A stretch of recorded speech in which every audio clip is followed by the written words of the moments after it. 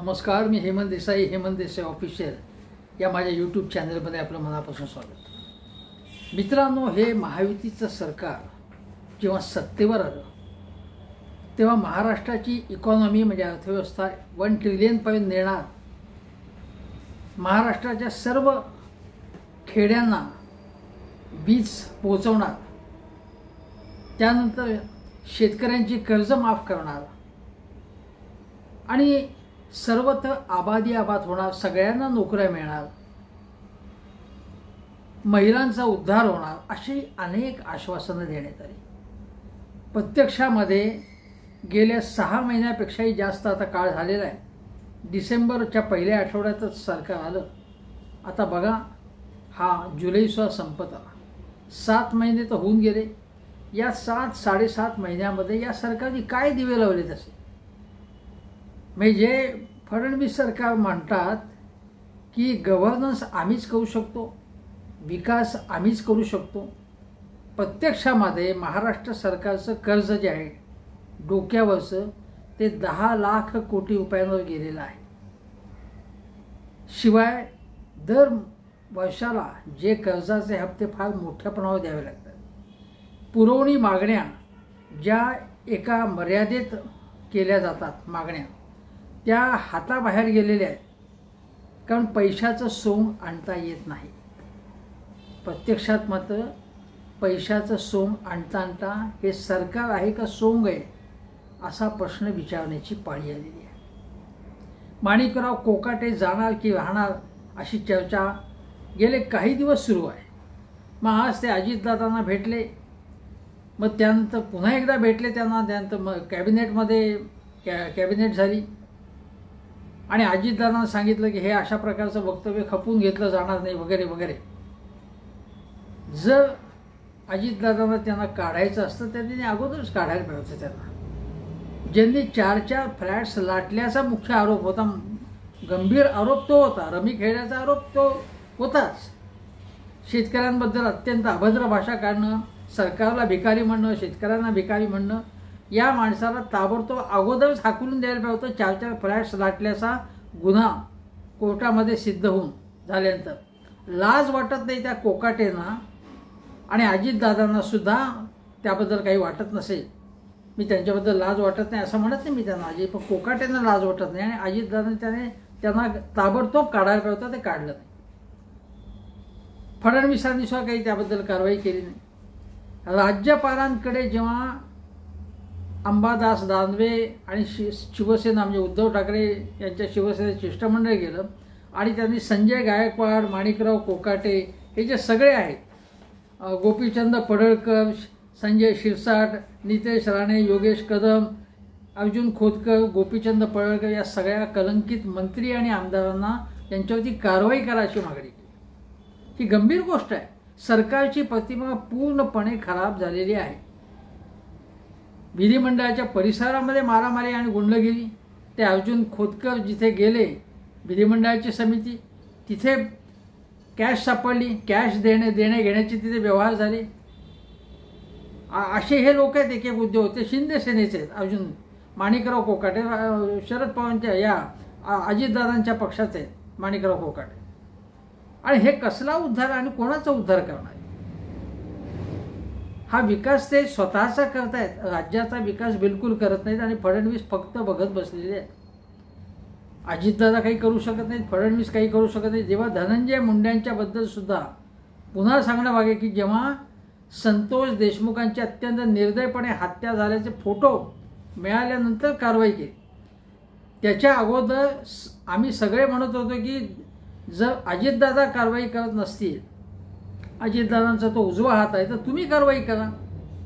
पण ते कारवाई करत नव्हते, ते म्हणाले ते अजितदादा निर्णय घेतील। मग निर्णय मात्र शेवटी फडणवीसांनी घेतला।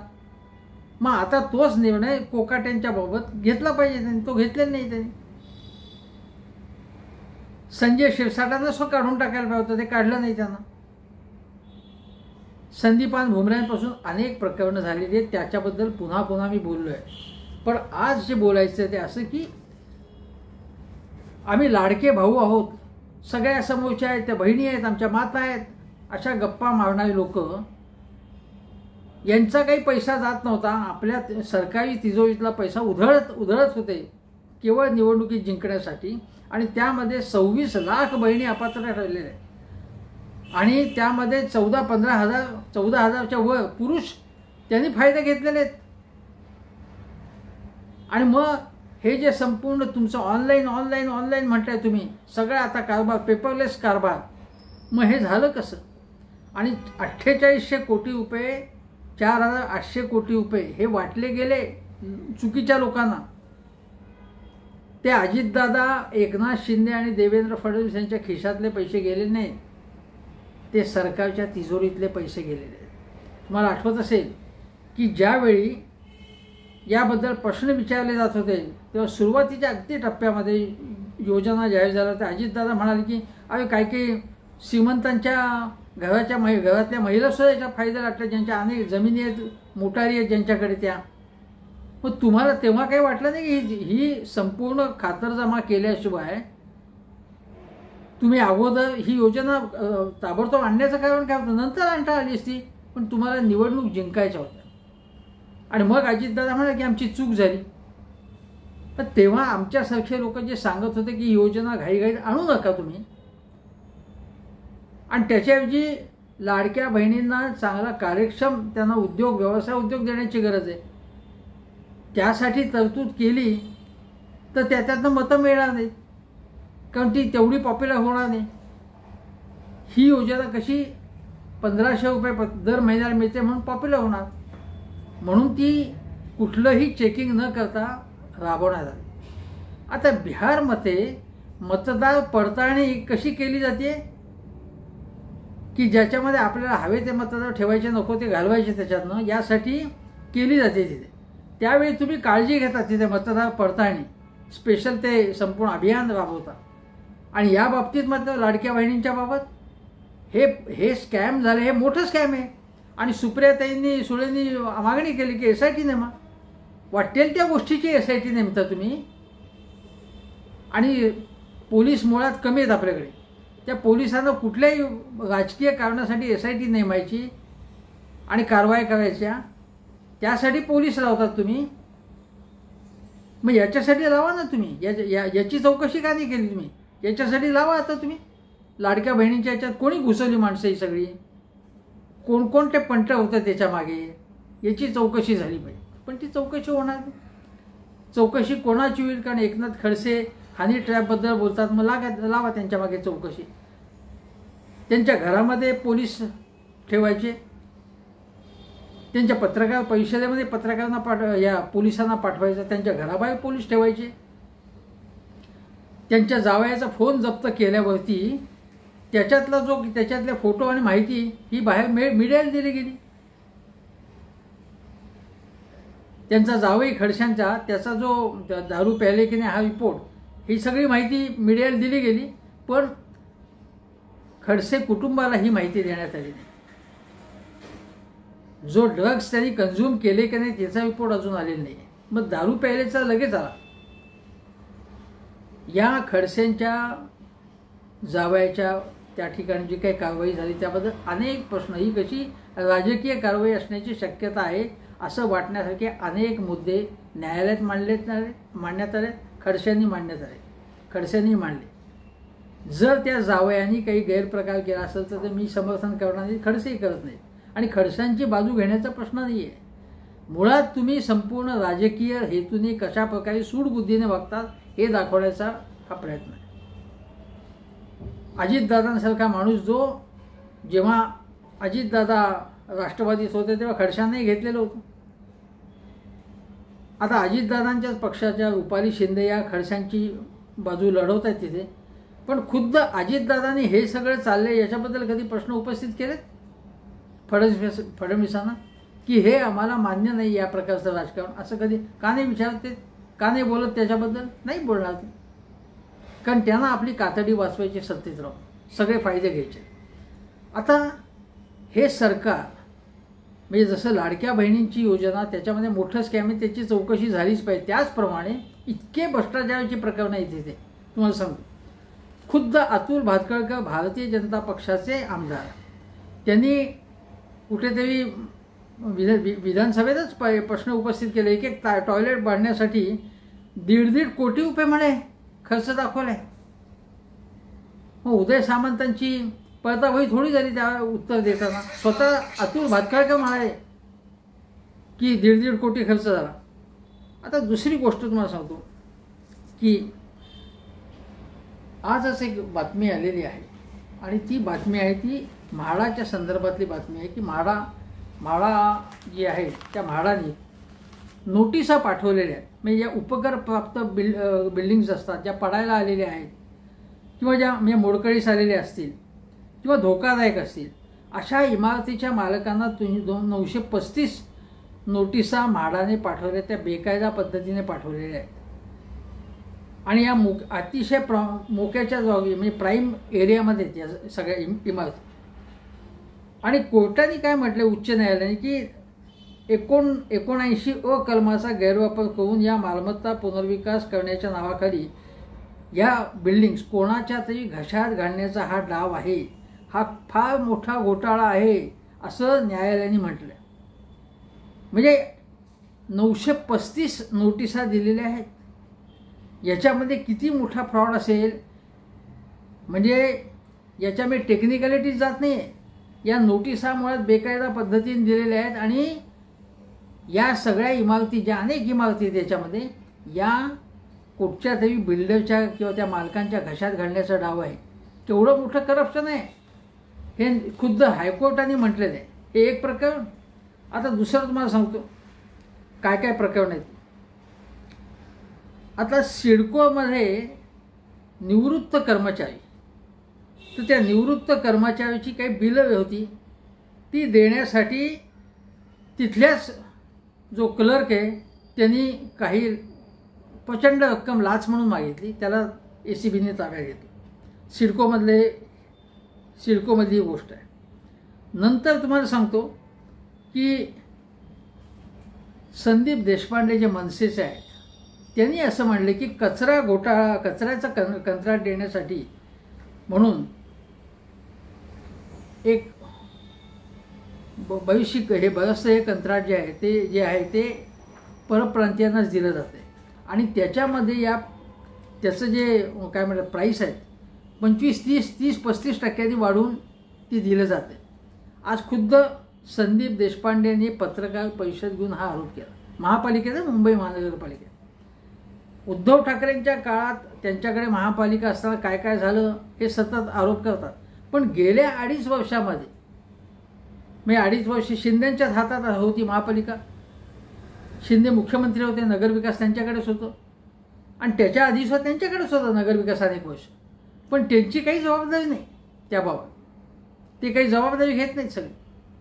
आणि गेले 6 महिने आता मुख्यमंत्री कोण आहे? फडणवीस आहेत. मग या काळामध्ये जे काही उद्योग चालले आहेत त्यांनी सांगितलं की त्या आयुक्तांच्या कार्यालयात नंतर तिथे जे कोणी अधिकारी आहेत दिघावकर त्यांच्या इथे बाहेर कंत्राटदार रांगा लावून बसलेले असतात. ते कशासाठी बसलेले असतात तिथे असे आरोप केले संदीप देशपांडे. मी आज सरसकटपणे तिथे भ्रष्टाचार चालू आहे. मुंबई महानगरपालिकेत मोठमोठी कंत्राटं दिली जात आहेत. हा स्वतः मनसेने आरोप केलेला आहे. आणि मनसेच्याच राजू पाटील जे माजी आमदार आहेत त्यांनी म्हटलेलं आहे की जंगली महाराजजवळ पुण्याचा आता मी अलीकडेच पुण्याला गेलो होतो. मी लहानपणापासून जंगली महाराजजवळ बघितलं आहे. 72-73 साली जो तो बनवला त्यापासून तो तसा चांगल्या अवस्थेत आहे असं स्वतः राजू पाटील म्हणत आहेत. आणि तो श्रीकांत शिरोळे जे काँग्रेसचे तेव्हा नगरसेवक होते, स्थायी समितीवरती होते, त्या काळात अतिशय प्रामाणिक असे काँग्रेसचे नेते शिरोळे घराणं माहिती आहे. त्यांच्या काळात त्यांनी केला तो अजूनही चांगला आहे. आणि मात्र बाकीचे इकडचे रस्ते जे आत्ताचे उदाहरण सांगतो तुम्हाला राजू पाटीलांनी सांगितलं अनेक की आज 3-3 हजार कोटी रुपयांच्या भ्रष्टाचार रस्त्याच्या कामात चाललेला आहे. आणि ते म्हटलं की कल्याण डोंबिवलीमध्ये रस्ते अतिशय भिकार अवस्थेत आहे. अतिशय भिकार अवस्थेत आहे. रांगाच्या रांगा लागलेले असतात. अतिशय सावधपणे जायला लागतं. राजू पाटील वारंवार या रस्त्यांच्या अवस्थेवरती बोलतात, त्या भ्रष्टाचाराबद्दल बोलतात. आणि कल्याण डोंबिवली हे सगळं एकनाथ शिंदेच्या वर्चस्वाखाली आहे. ती सगळी महानगरपालिका तिकडच्या सगळ्या महानगरपालिका आहे. आता अजून एक गोष्ट सांगतो की नावरे फाटा ते करडे रस्ता आहे, हा पुण्याचा आहे, पुणे जिल्ह्यातला. त्याच्यात चौपदरीकरणाची मुदत संपली आणि तिथे काम पूर्ण झालं नाही तरीसुद्धा त्या बोगस कामाचं बिल कंत्राटदाराला देण्यात आलं असा जाहीरपणे आरोप झालेला आहे. हे या सरकारच्या काळात झालेलं आहे. आता अजून एक गोष्ट तुम्हाला सांगतो. समृद्धी महामार्ग जो झाला त्याची अगोदर किंमत किती होती? 2019 मध्ये 46,000 कोटी, ती पुढे 49,000 कोटी, नंतर 55,000 कोटी, पुढे त्याच्या पलीकडे गेली. ही सगळी हे कशा प्रकारचं करप्शन होतं. ओव्हर व्हॅल्युएशन करायचं, मोठमोठी टेंडर्स द्यायची, त्याच्या प्राइसेस वाढवायच्या, मूळ किंमत वेगळीच असेल, अशा प्रकारे हे सगळं प्रकार चाललेले आहेत. मी तुम्हाला एक गोष्ट सांगतो.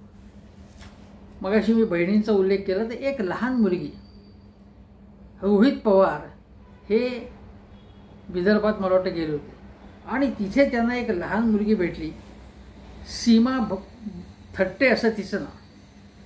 तर ती लहान मुलगी काय म्हणाली रोहित पवारांना की खाद्यतेलाचा भाव काय 150-200 लिटर असेल, आमच्या सोयाबीनला क्विंटलला फक्त 3,000 ते 4,000 रुपये मिळतात. माझ्या शेतकरी बापाच्या घरात तेल असतं तर मीठ नसतं, वही घ्यायला सुद्धा मला पैसे मिळत नाहीत, अशी अवस्था आहे आज. तर आम्हाला 1,500 रुपये देऊ नका, माझ्या आईला, माझ्या बहिणीला 1,500 देऊ नका, पण माझ्या शेतमालाला भाव द्या, अशी आर्त विनवणी तिने केली. रोहित पवार तर विरोधी पक्षातले आमदार आहेत. मग सत्ताधारी पक्षाच्या आमदारांना हे सांगितलं नसेल का कोणी? हे भेटत नसतील महिला लाडक्या बहिणी? पण वरवरची मलमपट्टी करणाऱ्या उपाययोजना करायच्या, लोकांना खुश करणाऱ्या योजना जाहीर करायच्या आणि प्रत्यक्षात मात्र कंत्राटांमध्ये प्रचंड पैसा करायचा, हा या सरकारचा कारभार आहे.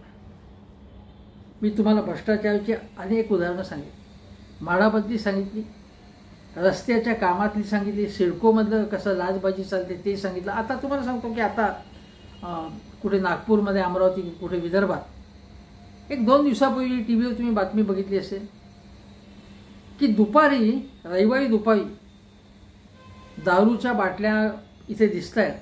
एका हॉटेलमध्ये काय पार्टी चालू आहे, तिथे सरकारी फायली तिथे होत्या. म्हणजे सरकारी फायली क्लिअर करण्याचं काम तिथे चाललं होतं, देवघेवीचं काम. हा भ्रष्टाचार नाही? केवळ काँग्रेसच भ्रष्टाचार करतं, महाविकास आघाडी सरकार भ्रष्टाचार करतं आणि तुम्ही काय करता की फक्त राम नाम जपता का? राम नाम जपना पराया माल अपना असं चालले? हा प्रश्न विचारण्याची वेळ. मी तुम्हाला भ्रष्टाचाराची अनेक गोष्ट सांगतो. आता अमित साळुंकेच्या प्रकरणावरती तुम्ही व्हिडिओ बघितला असेल. अमित साळुंके हा जो त्याची जी कंपनी आहे, जी कंपनी ही तिचे अनेक व्यवहार पुढे आले आणि झारखंडच्या पोलिसांनी त्या अमित साळुंकेला अटक केली. सुमित काहीतरी त्याच्या कंपनीचं नाव आणि त्या कंपनीचे आणि श्रीकांत शिंदे आणि त्यांच्या फाउंडेशनचे घनिष्ठ संबंध आहेत. एकनाथ शिंदेंचा तो राईट हँड माणूस आहे, त्यालाच अटक झालेली आहे. आता हे सगळं झाल्यावरती कोणाची तरी घाबरगुंडी उडाली का? मग एकनाथ शिंदे अचानकपणे तानाजी सावंतांना भेटायला गेले. खरं तर तानाजी सावंतांना मंत्रिमंडळात न घेतल्यामुळे ते जे हिरमुसले झाले ते आपल्या मतदारसंघात सुद्धा फिरकले नसल्याच्या बातम्या आलेल्या आहेत. अचानकपणे तानाजी सावंतांना ते का भेटले? कारण हा जो ॲम्ब्युलन्स घोटाळा आहे तो तानाजी सावंत ज्या एकनाथ शिंदेंच्या मंत्रिमंडळामध्ये आरोग्यमंत्री होते त्यांच्या कारकिर्दीत झाला. 800 कोटींचा घोटाळा आहे.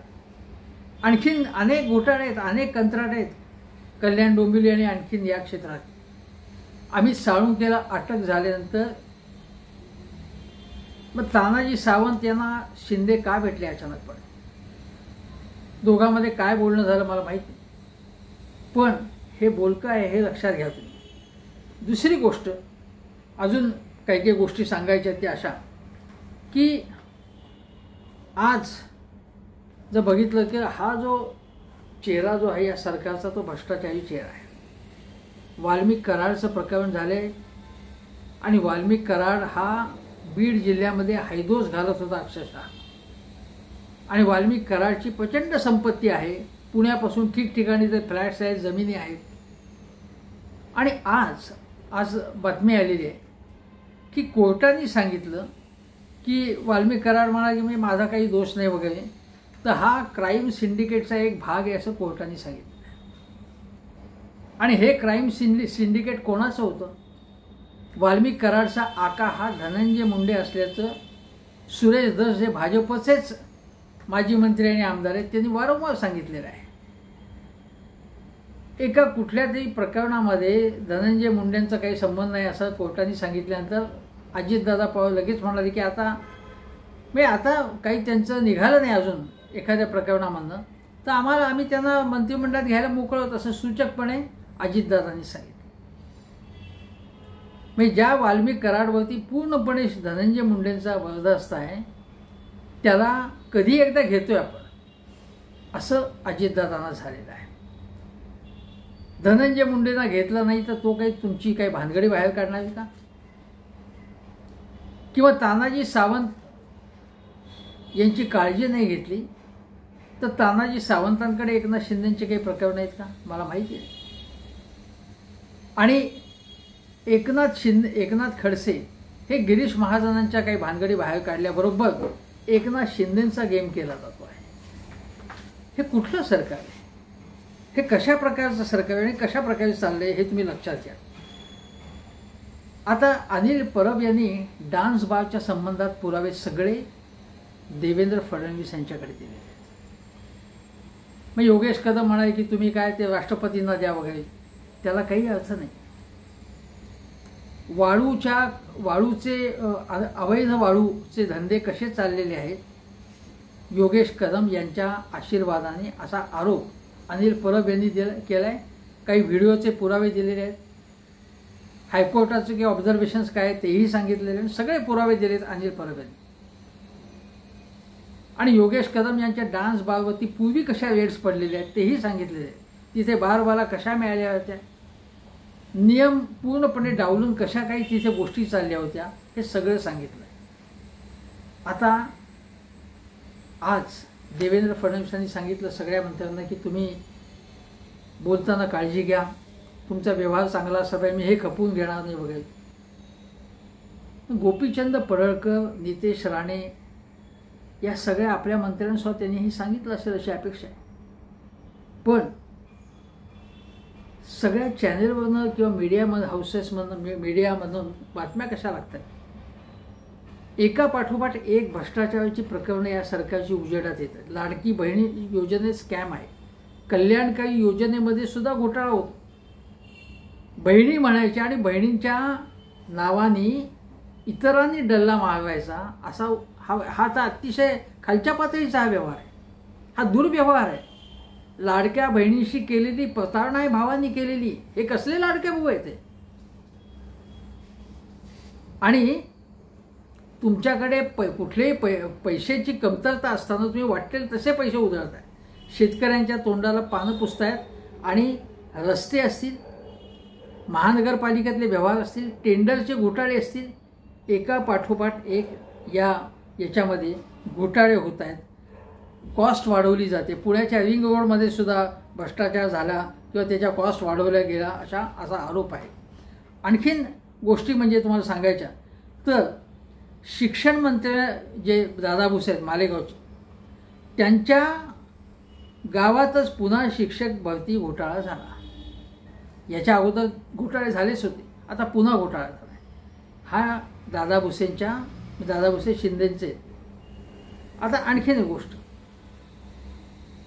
आता जेव्हा महाविकास आघाडी सरकार होते तेव्हा दारूला कसं प्रोत्साहन दिलं जाते, विदेशी दारू कशी स्वस्त केली जाते, करोना काळात दारूची दुकानं ओपन केली गेली, केवढा मोठा काय दुर्व्यवहार झाला. महाविकास आघाडी सरकार कसं बदमाशांचं आहे, बोगस आहे हे सांगितलं जातं. आता 2160 दुकानांना परवानगी देणार होते, दारूच्या दुकानांना. बोंबाबोंब झाली आणि टीका व्हायला लागल्यानंतर मग 360 दुकानांनाच आम्ही परवानगी देणार असं सांगितलं. परंतु 360 दुकानांना नव्याने परवानगी दिली जाते. आणि एवढंच नव्हे तर हाऊसिंग सोसायट्यांना सुद्धा काही नियम पाळले तर त्यांच्या इथे सुद्धा दुकानं सुरू करता येईल असं म्हटलं गेलं. ज्यावेळी महाविकास आघाडी सरकार होते त्यावेळी दारूचे आता पूर वाहत आहेत. लोकांना दारू प्यायला सांगतायत, लोकांना पूर्णपणे नशाबाज केलं जात आहे असं देवेंद्र फडणवीस आणि हे लोक सांगत होता. हे दारूवाल्यांचं सरकार असं फडणवीस म्हणाले होते. मग आता तुम्ही ज्या दुकानांना परवानगी देणार आहात, हाऊसिंग सोसायटीमध्ये दुकानं उघडायला दारूची परवानगी देणार आहात, मग हे काय? मग हे काय लिंबू पाण्याचं सरकार आहे का? मग तुम्ही लिंबू पाणी प्यायला सांगताय लोकांना का ताक प्यायला सांगता तुम्ही? म्हणजे तुम्ही केलं तर काही नाही आणि इतरांनी केलं त्याच गोष्टी तर ते पाप. त्यावेळी अजितदादाच होते आणि आताही अजितदादा तुमच्याकडे. अजितदादा विरोधात असले तर पापी आहे, तुमच्याकडे आले तर पुण्यवान. एकनाथ शिंदे, मी तुम्हाला सांगतो की समृद्धी महामार्ग जर महाविकास आघाडी सरकारच्या काळात सुरू झाला, एकनाथ शिंदेच मंत्री होते, त्यांच्या काळात तो पूर्ण झाला असता आणि समजा फडणवीस विरोधात असते तर त्यांनी समृद्धी महामार्गामधल्या भानगडी बाहेर काढल्या असते. ते त्यांच्या बाजूला आल्यानंतर ते शांत बसले आणि आता एकनाथ शिंदेना घेरण्यासाठी म्हणून त्यांच्या अनेक भानगडी, त्यांच्या अनेक फायली बाहेर येतात. हे राजकारण आहे. पण मुद्दा असा की हे सरकार, तिन्ही पक्षांचं सरकार हे कसं चाललंय हे लक्षात घ्या. राज्याचं आरोग्याचं बजेट, शिक्षणाचं बजेट कमी कमी होते. इतर राज्य आपल्या सार्वजनिक आरोग्याच्या सुधारणा करतायत. तुम्ही दक्षिणेकडे जा, केरळपासून आंध्रमध्ये घ्या, तामिळनाडूत जा, आपल्यापेक्षा आरोग्य चांगले, तिकडचं आरोग्याच्या सेवा चांगल्या. किंवा तुम्ही शिक्षण बघा, केरळमधलं शिक्षणाचा दर्जा बघा, गुणवत्ता बघा, आणि आपल्याकडच्या शाळा बंद होत आहेत. आपल्याकडच्या शिक्षण क्षेत्रात घोटाळे होत आहेत सतत. गणवेशात घोटाळा, कधी भरतीत घोटाळा, कधी बोगस शिक्षकांना घुसवणं, हे सगळं चाललेलं आहे. आणि तुम्ही म्हणते की आमचं सरकार चांगलं चाललंय. महाबोगस सरकार आहे फडणवीस तुमचं, महाबोगस सरकार. 2014 ते 2019 क्लीन चिटवादी सरकार होतं आणि आता हे महाबोगस सरकार आहे. कारण तुडुंब भ्रष्टाचार सगळ्या खात्यांमध्ये चालला असल्याचा संशय आहे, आरोप होत आहे. आरोप झाल्यानंतर सुद्धा कोणाला काढायचं नाही आणि परत बातम्या अशा पेरायच्या की नाही आता फडणवीस म्हणाले की नाही आता हे चालणार नाही, मी खपून घेणार नाही. मग तुमच्यावर आरोप झाले तरी प्रसिद्धी तुमचीच नाही. फडणवीस चांगले, फडणवीस सगळं म्हणतात ना, नाही नाही हे खपून घेणार नाही. फडणवीस शिस्तीच आहे, फडणवीस विकासवादी आहे, फडणवीसांची प्रशासनावर पकड, फडणवीस चांगले आणि बाकीचे सगळे लोक पापी आहेत जगातले. हा काय प्रकार आहे? लोक लक्षात घ्या, हे महायुतीचं सरकार जे आहे महालबाड सरकार आहे. लाडक्या बहिणींचे हे सगळे लबाड भाऊ आहेत आणि त्यापासून सावध राहिलं पाहिजे. त्यांच्या थापेबाजीपासून, त्यांच्या घोषणाबाजीपासून. 5 वर्षांचा हे होईल, 10 वर्षांतर ते होईल, मग संपूर्ण जगात महाराष्ट्र नंबर 1 होईल. महाराष्ट्रात घरोघरी इतकी वीज होईल की त्या विजेचं काय करायचं असा प्रश्न होईल. शेतकरी सुखात नाचायला लागेल. आज काय हे खरा प्रश्न आहे. आजची अवस्था काय हे सांगा तुम्ही. आणि आजची अवस्था महाराष्ट्राची भयानक आहे, भयावह आहे. महाराष्ट्राची घसरगुंडी अशी कधीच झाली नव्हती. म्हणूनच मी म्हणतोय हे सरकार एक असो. तुर्तास इथेच थांबतो. हेमंत देसाई ऑफिशियल हा माझा यूट्यूब चॅनल जरूर बघा. शेजारचं बेल आयकनचं बटन दाबा, सबस्क्राईब करा. धन्यवाद.